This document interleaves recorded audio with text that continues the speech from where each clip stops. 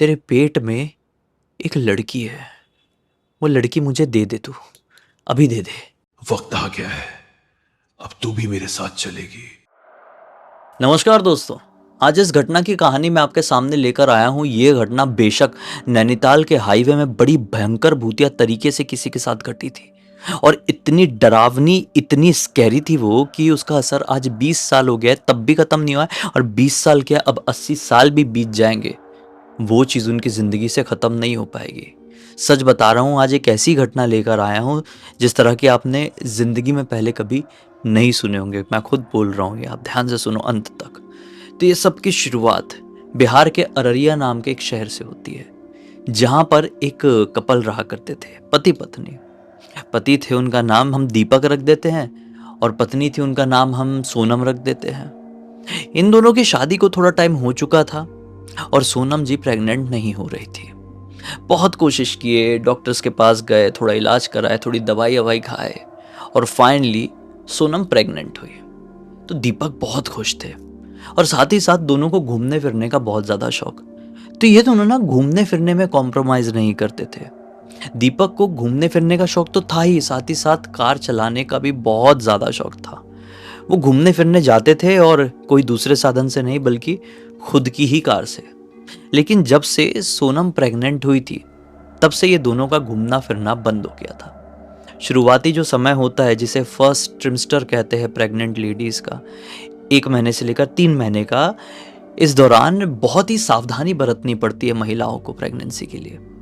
लेकिन जब 3 महीने क्रॉस हो जाते हैं तो ईजी हो जाती है चीज़ें। तो 3 महीने क्रॉस होते होते तक सोनम भी और दीपक जी भी इतने ज़्यादा वो फ्रस्ट्रेट हो चुके थे, यार हो गया अभी प्रेग्नेंट तो क्या, एकदम घर जैसा, जेल जैसा लगने लगा था। तो जैसे ही इनका 5वां महीना लगता है, सोनम इतना जिद करने लगती है अपने पति के सामने कि मुझे घूमने जाना है, घूमने जाना है, घूमने जाना है, पहले जैसी लाइफस्टाइल चाहिए। दीपक बोलते हैं ठीक है यार, मैं भी बहुत ज़्यादा फ्रस्ट्रेट हो गया हूँ, चलते हैं सावधानी से। और तुमको तो पता है मैं कितनी सतर्क होकर गाड़ी चलाता हूँ, कहाँ चलना है प्लान निकालो। ये लोग सोचते हैं, सोचते सोचते आखिरकार कौन से नतीजे पर पहुँचते पता है, कि नैनीताल घूमने के लिए जाएंगे। वो नैनीताल घूमने जाते हैं और उनके साथ एक भयंकर भूतिया घटना घटती है इस ट्रिप में। लेकिन वो भूतिया घटना क्या थी वो बताने से पहले अब मैं आपको 19 साल आगे लेकर आऊँगा, जब सोनम की बेटी का जन्म हो चुका है, जिस बेटी का नाम दीपा है। दीपा पिछले 19 साल से, मतलब जब से उसने होश संभाली है, घटना क्या घटी थी वो मैं बताऊंगा, अभी रुको अभी आप। दीपा जब से होश संभाली है तब से एक वियर्ड सी चीज नोटिस कर रही है अपने आप के साथ, कि उसकी जो मम्मी है ना, उसको हमेशा एक ताबीज पहना कर रखती है। सोनम अपनी बेटी दीपा को, जो 19 साल हो चुकी है, 19 साल की अभी, इस साल वो 19 साल की हो गई, वो इतने दिनों से नोटिस कर रही है, अरे यार मम्मी ये ताबीज को लेकर इतनी ज्यादा ऑब्सेस्ड क्यों है। मतलब मैं नहा रही हूँ, खा रही हूँ, कुछ भी कर रही हूँ, कहीं भी जा रही हूँ, वो ताबीज नहीं हटना चाहिए।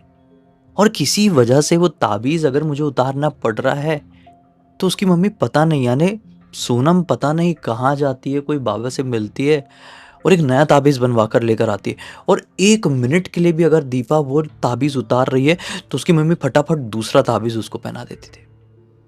बहुत सारी सहेलियाँ, अब सोनम स्कूल जाती, कॉलेज जाने लगी है, तो बहुत सारी उसकी जो सहेलियाँ, फ्रेंड्स होते हैं, वो कहते हैं कि ये ताबीज़ बहुत ओल्ड फैशन लगता है। अगर तुझे इतना कुछ पहनने का शौक है तो तू कुछ स्टाइलिश पहनना, कुछ भी अच्छा सा तू खरीद सकती है। कई बार इसकी फ्रेंड्स ने इसको अच्छे अच्छे लॉकेट्स गिफ्ट करने की कोशिश भी की है, लेकिन ये उसको उतार नहीं पाती थी, क्योंकि उतारने को होती थी और मम्मी तुरंत इंस्टेंटली नोटिस कर लेती थी और डांटती थी, और वापस से वो नया ताबीज़ लेकर आ जाए, वो पहना दे।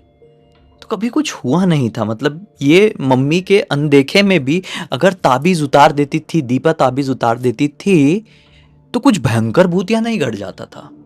तो इसको ऐसा लगता था कि मम्मी बेवजह इतनी ऑब्सेस्ड होती है मेरे ताबीज़ को लेकर।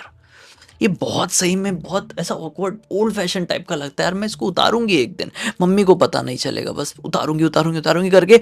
एक दिन आया अभी से कुछ टाइम पहले, अभी से कुछ महीनों पहले एक दिन आया कि उसने सोची कि आज रात में उतार के सो तो जाती हूँ, क्या हो जाएगा, दिन में उतारती हूँ, स्कूल में होती हूँ या कॉलेज में होती हूँ, उतारती हूँ तो कुछ होता नहीं है, आज रात में उतार के सो जाती हूँ, मैं बोर हो गई इससे। तो उसने फटाफट के अपना ताबीज उतार दी, रख दी साइड में, टेबल में साइड में रख दी और अपने कमरे में मस्त चादर ओढ़ के सो गई।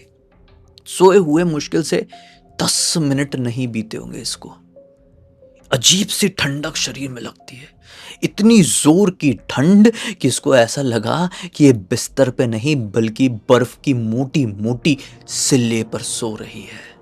इतनी जोर की ठंड, ठंड लगी तो ये उठ सकती थी वहां से, लेकिन नहीं, ये उठने की भयंकर कोशिश कर रही है, लेकिन इसका शरीर जो था वो जम गया था। इसको आंख बंद किए कि ऐसा लग रहा था कि नहीं, मैं बर्फ की सिल्ली पर नहीं, शायद मैं खुद ही बर्फ की बन चुकी हूं, मेरा शरीर बर्फ का बन चुका है। इतनी कंडीशन ऐसी हो गई, वो जम गई थी पूरी, वो हिलडुल नहीं पा रही थी। वो चिल्लाने की कोशिश कर रही थी कि मैं चिल्लाकर मम्मी को बोला, मम्मी देखो मेरा शरीर बर्फ का बन रहा है, जल्दी आओ पापा आओ, लेकिन वो चिल्ला भी नहीं पा रही थी। पता नहीं क्या हो गया था, भगवान का नाम लेने की कोशिश कर रही है तो भगवान का नाम नहीं ले पाई। बड़ी हिम्मत बांध के जब उसको ऐसा लगा कि मैं गई, ये मेरी आखिरी सांसें हैं, दिल की धड़कनें लगभग रुक सी गई थी, उसने पता नहीं ऐसे जोर से हाथ पटकी, और जैसे ही हाथ पटकी रियलाइज हुआ कि जो उसका शरीर बर्फ का बन गया तो बर्फ टूटा और वो जागी। बोली ये क्या था, और वो जागने के बाद भी नॉर्मल फील नहीं कर पा रही है, सोच रही है कि साला कुछ तो आसपास है, कुछ भाग कर गया है यहां से। वो समझ गई कि ये जो मैंने ताबीज उतारी उन्हें उसी की वजह से, जल्दी जल्दी ताबीज उठाई, पहन ली, और पहनी तो विश्वास नहीं मानोगे, इंस्टेंटली उसकी जान में जान आई। बोले शिट, ये बहुत स्कैरी था यार, ये जो कुछ भी था मैं किसी को भी बताऊंगी वो इस बात पर विश्वास नहीं कर पाएगा मैंने अभी अभी क्या फील करी हूं। भगवान, मैं ताबीज पहन के सो जाती हूँ, और वो ताबीज पहन कर ही सो गई। अगला दिन निकला और सब कुछ नॉर्मल था। वो सोची मम्मी को बोलती नहीं, मैं तय बुला देती हूँ उस रात को। फिर कुछ दिन बाद इसका जन्मदिन आने वाला था, अभी से कुछ ही महीने पहले इसका जन्मदिन बहुत नज़दीक था। तो इसकी फ्रेंड्स लोग बहुत सारे आए, इसको तरह तरह की गिफ्ट दी। तो इसकी जो बेस्ट फ्रेंड थी इसके लिए एक बहुत ही सुंदर सा लॉकेट लेकर आई थी, और उसको उसके कमरे में लेकर गई, मतलब दीपा को उसकी फ्रेंड उसके कमरे में लेकर गई और बोली दीपा तू अभी के अभी ये ताबीज उतार, बिल्कुल भी अच्छा नहीं लगता है, उतार, और ये देख कितना अच्छा लॉकेट लेकर आई हूँ, ये पहन ले, ये तेरे ताबीज से मिलता जुलता भी है, तेरी मम्मी नोटिस नहीं कर पाएगी, तू पहन ले जल्दी जल्दी। तो उसी समय दीपा अपनी फ्रेंड को बताती है कि अरे भाई ये ताबीज़ नॉर्मल ताबीज़ नहीं है, मतलब मैंने एक रात उतार कर इसको सोई थी ना तो ऐसा ऐसा मेरे साथ हो गया था।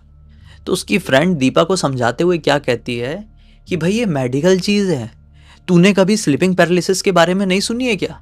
तेरा माइंड इस ताबीज़ के साथ इतना बंध गया है ना, एक तो ये बिल्कुल अच्छा नहीं दिखता है, और तेरे दिमाग को इसने बांध दिया है कि तूने इसको उतारी तो तेरा दिमाग कुछ समय के लिए ब्लैंक हो गया और तुझे स्लिप पैरालिसिस हो गया। ये मुझे 75 बार हो चुका है अब तक, तो इसको इतना क्या माइंड कर रही, कुछ नहीं होता, इससे कोई नहीं मरता है, कम ऑन उतार ताबीज़ को, और ये स्टाइलिश लॉकेट पहन ले, ऊपर से तेरी मम्मी नोटिस नहीं कर पाएगी। जब दीपा की फ्रेंड ने इस तरीके से उससे बात करी, ऐसा माइंड वॉश करी, तो दीपा को भी ऐसा लगा हो सकता है यार ये साइकोलॉजिकल भी हो सकता है, मेडिकल भी है, कुछ भूतूत वाला पंगा नहीं है, मैं फालतू माइंड कर रही हूँ। उतार देती हूँ अपना लॉकेट, मतलब अपना ताबीज़, और मेरी फ्रेंड का दिया हुआ गिफ्ट पहन लेती हूँ। तो उसने उतारी और कमरे में एक ड्रॉर था उसमें डाल दी, और वैसे ही धागे वाला ये लॉकेट था वो पहन ली, और ऐसा थोड़ा सा क्लोज कर दी, तो ऊपर से सेम टू सेम दिख रहा था। बाहर आई है, मम्मी ने नोटिस नहीं कर पाई, सारे फ्रेंड से मिले जुले, सब कुछ नॉर्मल था। अब फिर से रात का वक्त आता है, सोने का समय आता है, और ये जैसे ही सोने के लिए जाती है, 5 मिनट नहीं हुए होंगे आज इसको सोए हुए, इसका दरवाजा खुलता है और एंटर करती है एक ऐसी लंबी चौड़ी परछाई कि मैं आपको क्या ही बताऊं, कि कोई भी उसको रियल लाइफ में देख ले, रियल लाइफ में ही ये देख रही थी, लेकिन उस समय के लिए फिर से बंद चुकी थी ऐसे। इसको कोई होशो हवास में प्रॉपरली देख लेना तो उसको हार्ट अटैक आ जाएगा, हार्ट फेल हो जाएगा। ये देख रही थी और पूरी ऐसी बंद के, वो लिटरली इसे कमरे में एंटर की। वो परछाई बहुत स्कैरी थी, वो शैतान था, वो प्रॉपरली शैतान था, आंखें लाल लाल चमक रही थी। वो इसके नज़दीक तक आई, इसके बिल्कुल सिर के पास ऐसा सिर में हाथ फेरी है, और क्या बोलती है वो परछाई? वो परछाई ने प्रॉपरली बोली है, वक्त आ गया है, अब तू भी मेरे साथ चलेगी। ऐसे जैसे बोली पता नहीं इसके अंदर से कहाँ से, हे भगवान मेरी जान बचा लो, ऐसा करके जोर से चीख मार के उठी। चीख मार के उठी तो वो परछाई गायब हुई इसके सामने, ऐसा धुआं हो गई। ये चीख दी थी तो मम्मी भागते भागते, बेटा क्या हो गया, क्या हो गया? तो ये रोने लगी थी, दीपा रोने लगी थी, मम्मी मम्मी मुझसे गलती हो गई, मैंने वो ताबीज उतार दी, लॉकेट मेरी फ्रेंड ने दी थी, पहनी, उसको फेंको।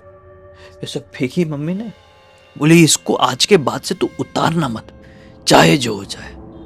और मम्मी ने पहनाई इसको, थोड़ा समझाई, बेटा देख तू फालतू की चीज़ों में मत पड़, मैं तुझे बोलती हूँ ना ताबीज़ को मत उतारना वरना प्रॉब्लम हो जाएगी, अभी मैं सोने के लिए जा रही हूँ, मेरी बात समझ प्लीज़। बोलती मम्मी क्यों, इतने साल से ये सब कुछ क्यों चल रहा है, अब मुझे बताते क्यों नहीं हो, ये ताबीज़ मैं क्यों पहनती हूँ मम्मी, क्या बात है इस चीज़ के पीछे, क्या हुआ था जब आप लोग मेरे जन्म से पहले नैनीताल की तरफ गए थे, उस रात की कहानी आपने कभी मुझे क्लियर नहीं करी, मुझे सब जानना है। मम्मी बोलती है आज के बाद तुझे मेरी कसम है, तू मुझे नहीं पूछेगी, मैं नहीं बताऊंगी तुझे। ये शांत हो गई, मम्मी ऐसा बोल के चली गई। मैं सोचने लगी कि क्या बात है ऐसी जो मम्मी मुझसे छुपाती है, क्यों मुझे ये पहनाती है, ऐसे तो मम्मी मुझे बताएगी नहीं, वो परछाई क्यों मेरे पास आती है, 2 रात हो गई मैं देख ली उसको, ऐसे तो मम्मी मुझे बताएगी नहीं। मैं अब इंटेंशनली इस ताबीज़ को उतारूंगी, और जब मेरी जान पे आएगी ना, मम्मी खुद अपने मुंह से मुझे बोलने के लिए आएगी, बेटा देख ये कारण था, हमारे साथ ये घटा था, इसलिए आज तू ये ताबीज़ पहनती है। तो इसने क्या करी, इंटेंशनली ऐसा खोली उस ताबीज़ को, साइड में रख दी और बैठ गई अपने कमरे में कि अब जो होना होगा होगा, जान पर बात आएगी आएगी, लेकिन मुझे पता तो चलेगा पिछले 19 साल से ये चल क्या रहा है मेरी लाइफ में। बैठ गई, पता नहीं चला भाई, ये पूरी तरीके से 10-15 मिनट बाद ब्लैंक हो गई, जैसे कि ये मानो बैठी बैठी नींद में चली गई है। आधी रात का वक्त है, ये नींद में है बहुत भयानक। अचानक अचानक से इसको ना जोर जोर से चिल्लाने की आवाजें सुनाई देती है, बेटा कहाँ है तू, कहाँ है, ऐसी इसको आवाज सुनाई देती है नींद में। दीपा बेटा कहाँ है, कहाँ है, कहाँ है। ये जैसी इसकी नींद खुली ना तो क्या पाती है, ये अपने घर के छत में है, बिल्कुल कॉर्नर में खड़ी हुई है कि एक कदम भी आगे बढ़ेगा तो गिर जाएगी नीचे, और नीचे तरफ से कहीं से तो भी मम्मी पापा और परिवार वालों की चिल्लाने की आवाज सुनाई दे रही है। ये बोलती है शिट, ये क्या हुआ, और वहीं पे खड़ी खड़ी, मम्मी मम्मी मैं यहां पर हूं, छत में हूं, आओ। अब मम्मी पापा सब भागते हुए ऊपर आते हैं और इसको संभालते हैं, दीपा बेटा। मम्मी को रोना आ गया, तू क्यों कर रही है सब, तेरा ताबीज कहाँ है? बोली मम्मी आपने कसम दी थी मैं नहीं पूछूंगी आपसे, ये मैंने जानबूझ के उतारी थी, लेकिन पूछूंगी नहीं अब। बोलती तुझे जानना है, जानना है तुझे ये क्यों पहनाना पड़ता है, चल मेरे साथ तेरे कमरे में सब कुछ बताती हूँ। अब मम्मी के साथ ये पीछे पीछे आई। अब मम्मी बताती है, अभी से 20 साल पहले की बात है, जब मैं 5 महीने की प्रेग्नेंट थी, हम लोग नैनीताल की तरफ बढ़े थे। हम लोग कुछ ही किलोमीटर दूर थे नैनीताल से। अचानक से सर्द रात थी, बीच हाईवे में हमारी गाड़ी खराब हो जाती है। तेरे पापा गाड़ी स्टार्ट करने की बहुत कोशिश करते हैं, लेकिन गाड़ी चालू ही नहीं होती है। उस समय इतनी ट्रैफिक होती भी नहीं थी, कोई गाड़ियां गुजर भी नहीं रही थी कि किसी से हम हेल्प मांग ले। फिर तेरे पापा उतरे, मैं गाड़ी के अंदर ही बैठी हुई थी, बोनेट में बहुत देखे, इंजन सुधारने की कोशिश की, कुछ नहीं हुआ, कुछ नहीं हुआ, कुछ नहीं हुआ। फिर मैं ही उतरी, 5 महीने की प्रेग्नेंट तू मेरे पेट में थी, मैं उतरी और मैंने तेरे पापा से कही कि ऐसा करते रहेंगे तो पूरी रात यहाँ पर बीत जाएगी और ठंड बहुत लग रही है, क्यों ना थोड़े आगे बढ़ते हैं, हो सकता है कोई बस्ती दिख जाए, कोई गांव वाले दिख जाए, लोकल लोग, उनसे हम हेल्प मांग ले। तेरे पापा ने थोड़ा मना किए लेकिन फिर हाँ बोल दिए। हम लोग मेन रोड छोड़ के थोड़ी जंगल की तरफ आगे बढ़े। कुछ कदम चलने के बाद ही हमें रोशनी दिखाई दी। वहाँ पे अच्छी खासी रोशनी थी, हमको लगा कि हाँ हो सकता है वहाँ पर कोई लोकल इंसान रहता हो। हम लोग उस रोशनी की तरफ बढ़े। बड़ी बड़ी झाड़ियाँ थी तो समझ में नहीं आ रहा था रोशनी का सोर्स क्या है, लेकिन जब बहुत आगे आ गए तो क्या दिखाई दिया, रोशनी का सोर्स जो था वो क्या था, एक हवन कुंड जैसा कुछ, तो भी आग जल रही थी। हमने क्या देखे, वो कुंड के सामने, हवन कुंड के सामने एक आदमी बैठा हुआ है, काले कपड़े पहने, मिट्टी के बहुत सारे बर्तन रखा हुआ है, बर्तनों को सफ़ेद धागे से अजीब सी आकृति से बांध कर रखा हुआ है, जानवरों की कुछ हड्डियां थी, और वो उस कुंड में, उस आग में कुछ मंत्र पढ़ते हुए भड़ भड़ डाल रहा था और वो आग ऐसी फैल रही थी, उसकी रोशनी हो रही थी। हम लोग जैसे ही उस नज़ारे को देखे हम घबरा गए, वहीं पर रुक गए। वो ये सब कुछ, वो अजीब से कुछ मंत्र पढ़ रहा था, वो पढ़ते पढ़ते रुका, हमारी तरफ बिना देखे क्या कहता है, मुझे पता था तू खुद चलकर यहाँ पर आएगी। तो मैं डर गई कि मैं एक तो प्रेग्नेंट हूँ और ये आदमी बिना देखे कैसे बोल सकता है कि तू खुद चलकर यहाँ पर आएगी। हम लोग कुछ कर पाते उससे पहले ही वो धीरे धीरे पलटा, हमारी तरफ देखा और क्या कहता है, तेरे पेट में एक लड़की है, वो लड़की मुझे दे दे, तू अभी दे दे। तो ये सुनकर तेरे पापा शांत रहेंगे क्या? तेरे पापा को आ गया गुस्सा। पहले 2-4 गालियां दिए, वो समझ नहीं रहा था, सामने जो बैठा था ना वो समझ नहीं रहा था, बोल रहा था मुझे दे दे, तू फालतू में मुझसे बात मत करो, तू ये मुझे देने के लिए तो आई है यहाँ तक। अजीब सी बात करने लगा। तो तेरे पापा गुस्से वाले तो थे ही, वो उसके पास गए, उसके जितने भी मिट्टी के बर्तन थे ना लात वात मार के तोड़ दिए। उसके सामने एक इतना बड़ा कलश रखा हुआ था, वो कलश को एकदम इतनी जोर से ऐसे लात मारे कि वो कलश उस जो भी वो तांत्रिक वगैरह रहा होगा उसके सर पे लगा और उसके अंदर काली काली सी धूल थी और पूरी ऐसी उड़ी, थोड़ी तेरे पापा के ऊपर आई, थोड़ी मेरे ऊपर आई, उस तांत्रिक के ऊपर पूरी वो काली काली धूल, मिट्टी, काली मिट्टी या काली रेत रही होगी जो भी, उसके ऊपर पूरी वो भर गई। अचानक से जैसा ये हुआ वो जोर जोर से हंसने लगा और मैं भागने को हुई, मतलब ये सोनम जी बता रही अपनी बेटी दीपा को कि मैं भागने को हुई तो हंसते हंसते क्या कहता है कि तुमने खुद कुल्हाड़ी पर अपना पैर मारे हो, भागकर चले जाओ, अभी मत दो, लेकिन जब पैदा होगी ना तब मैं लेने के लिए जरूर आऊंगा और तब किसी का बाप भी नहीं रोक पाएगा। ऐसा उसने बोला और मैंने पीछे से चिल्लाई तेरे पापा को, आपको मेरी कसम है, चलो दीपक यहाँ से। तेरे पापा फिर आए हैं, हम लोग भागते भागते गाड़ी के पास गए और वापस से जब गाड़ी में बैठे तो चाबी घुमाने पर एक बार में इस बार गाड़ी स्टार्ट हो गई। तेरे पापा ने एकदम फर्स्ट गियर में गाड़ी लिए और हम लोग कुछ ही घंटों बाद नैनीताल पहुंच गए। वो ट्रिप बड़ी अटपटी सी थी, अच्छा नहीं लग रहा था क्योंकि वो जंगल में जो कुछ भी हुआ था वो बहुत डरावना था, बहुत अजीब था। वो आदमी भी दिखने में इंसान जैसा नहीं था, बहुत स्कैरी, लंबा चौड़ा, अजीब सा तांत्रिक था वो। खैर, हमने नैनीताल की वो ट्रिप कंप्लीट किए। हम जब वापस लौटे और सोती थी ना मैं घर पे, तो अजीब सा सपना मुझे दिखाई देता था। मुझे दिखाई देता था कि एक बहुत ही लंबी चौड़ी अजीब सी परछाई कमरे में मेरे पास आती है और मेरे पास खड़ी रहती है, कभी बैठी रहती है, कभी पैरों के पास तो कभी सिर के पास। मेरा सोना, खाना पीना सब दुश्वार हो गया था। मेरा 6वां महीना लग चुका था और मैं इतनी डरी सहमी रहती थी कि पूछो मत। हम लोग डॉक्टर के पास गए, कई साइकोलॉजिस्ट के पास गए, कहाँ कहाँ नहीं गए, दिल्ली गए, मुंबई गए, पटना गए, हर जगह जाकर दिखा लिए, लेकिन किसी को कुछ समझ में नहीं आ रहा था। डॉक्टर्स कहते थे कि ये जो सपना आपको आता है ये ऐसा होता है, प्रेग्नेंट लेडीज़ को ना ऐसे उल्टे सीधे सपने आते हैं, ऐसा बोल के टाल देते थे। लेकिन सिर्फ मैं समझ पा रही थी वो साधारण सपने नहीं थे, बहुत अजीब चीज़ें थी। हमारे घर में एक शैतान घुस गया था, मुझे पता था ये चीज़। फिर फाइनली तेरे पापा ने और मैंने डिसाइड किए कि चलो किसी एक अच्छे संत के पास जाते हैं जो बहुत कुछ जानता हो। हमको पता चला एक संत थे अपने ही शहर में, बहुत बड़े पुजारी, अच्छी खासी उम्र दराज के। हम उनके पास गए, उनको सारी बात बताए। बाबा ने क्या बोले कि तुमने तो सचमुच में अपने पैर पर कुल्हाड़ी मार ली हो।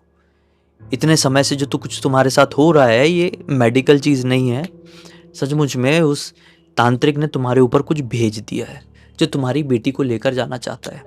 चिंता मत करो, मैं तुम्हें एक ताबीज़ जैसा कुछ बनाकर देता हूँ। बेटी का जैसे ही जन्म होगा तुम उसे गले पर ये चीज़ बांध देना और चाहे जो हो जाए उतारना मत। ज़रूरत तो पड़ेगी उतारने की, है ना, समय समय पर वो बड़ी होगी तो उतारने से पहले मेरे पास आना, मैं नया ताबीज़ बना कर दूंगा। उसको उतारना और इसको तुरंत पहना देना। जब तक ये ताबीज़ तुम्हारी बेटी पहनी रहेगी तब तक तुम्हारी बेटी को वो शैतानी आत्मा छू भी नहीं पाएगी, इनफैक्ट दिखाई भी नहीं देगी। लेकिन उतारी तो फिर कोई नहीं बचा पाएगा तुम्हारे बेटे को। बस बेटा, फिर तू कुछ समय बाद पैदा हुई, पूरी तरीके से तू नॉर्मल थी। जैसी तू पैदा हुई हमने ये ताबीज़ तुझे पहना दी है और तब से जब भी तू उतारने की कोशिश करती है मैं नया ताबीज़ बनाती हूँ और तुझे पहना देती हूँ। ये जब सुनी ना इस कहानी को तो काँप उठी मम्मी, मैं तो सचमुच में एक अलग ही दुनिया में जीने लगी थी अपनी दोस्तों की वजह से, अपने इस मॉडर्न दिमाग की वजह से। मुझे नहीं पता था कि इतना कुछ आपके साथ हुआ है जब मैं आपके पेट में थी। एक शैतान आ गया था जो अब तक आसपास मंडराता है, लेकिन मैं ये ताबीज़ पहनती हूँ तो उसकी प्रेजेंस मैं फील नहीं कर पाती हूँ, लेकिन उतारती हूँ तो मम्मी मैं खुद जान रही हूँ कि मेरे साथ क्या क्या होता है। मैं सो कभी नहीं उतारोगी, आप पहले बता दिए होते तो और भी अच्छा होता। मम्मी बोलती बेटा चल तुझे अभी तो पता चल गया है तो अब तो नहीं करना बस। उसके बाद ये अभी कुछ ही टाइम बीता, ये सपने में भी नहीं सोचती है कि ताबीज़ को उतार दूंगी। ये अब मम्मी से ज़्यादा सतर्क हो गई है ताबीज़ को लेकर। सोचो, इस पूरी पूरी घटना की जानकारी मुझे दीपा ने ही इंस्टाग्राम पर लिख कर भेजी। मैंने सोचा आप लोगों को सुनाऊं, एक खतरनाक वाली सीख मिलेगी और थोड़ा सा मनोरंजन भी। तो इसी एक नोट के साथ कहानी का अंत कर देते हैं। अब तक इस वीडियो को देख लेते तो बहुत सारे लाइक कर देना, चैनल को सब्सक्राइब कर देना। इंस्टाग्राम, हमारी वेबसाइट और गेमिंग चैनल का लिंक आपको डिस्क्रिप्शन बॉक्स में मिल जाएगा भाई। ऐसी कोई कहानी आपके पास भी तो इंस्टाग्राम में लिख कर भेज सकते हैं। हमारी वेबसाइट में आएंगे तो हमारी प्रोडक्ट और सर्विसेज भी चेकआउट कर लेना। और साथ ही साथ गेमिंग चैनल में आज ही लेटेस्ट वीडियो आया हॉरर वाला, मजा आएगा, जाकर उसको देखो। बाकी यहां पर हम बिल्कुल इसी अंदाज में कल फिर से मिलते हैं। तब तक के लिए बहुत बहुत धन्यवाद। आपका दिन शुभ हो।